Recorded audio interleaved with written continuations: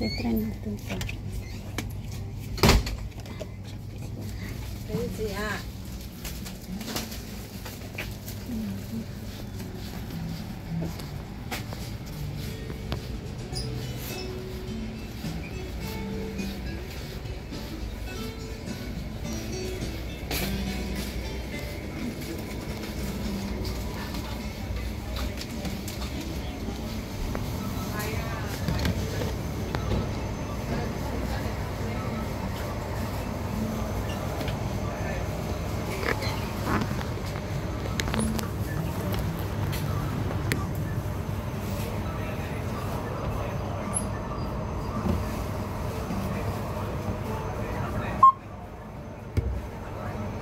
Yan, $22.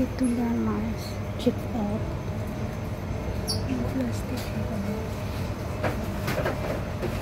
Ito, ito.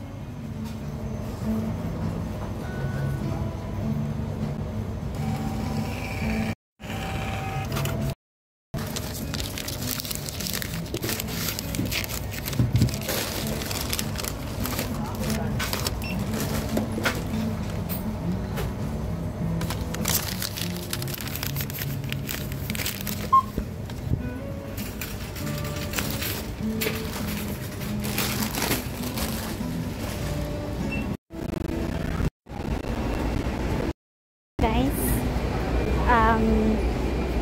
nakabili tayo ng softener. So welcome is okay siya. Gamitin GCash. So yung GCash ng Pilipinas pwedeng gamitin sa Hong Kong. So bali ito guys, sorry guys, ito yung price. So bali 20 KD, okay, 22 each KD. Then wala dito yung piso. Yung piso is nandito sa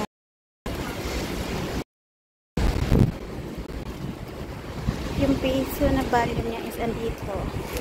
Ayan. So bali 161.37 pesos yung binayaran ko.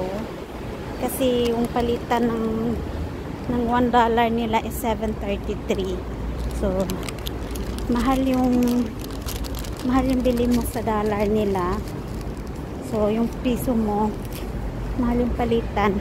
mahal yung pagbili mo ng dollar sa GCash. Pero hindi naman siya masyadong malaki.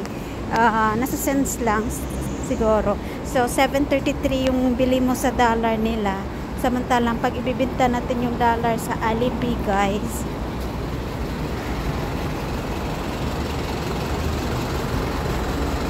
so ibibenta natin yung dollar sa Alipay is nasa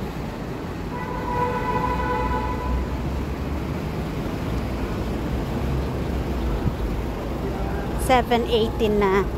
So 7.18 then 7.33. So 7.18 minus 7.33 is nasa 15 cents yung increase ng palitan ng pagbili mo ng ng HKD from GCash to Hong Kong. So hindi naman masyado mabigat, basta wag nyo lang malakihan. Wag lang kayo bibili ng 1,000 kasi pag 1,000 malaki na yung 15 centavos sa 1,000. So haba 1,000 times 0.15 is nasa 150 pesos na yun. Sayang din yung 150, diba? So yung pag lang, nasa 100 plus lang, kunti lang yun eh. So hindi masyadong masakit sa bulsa, guys. So ayan yung way. Madali lang siya, guys, no? So nakita niyo naman kung paano ko ginawa kanina. So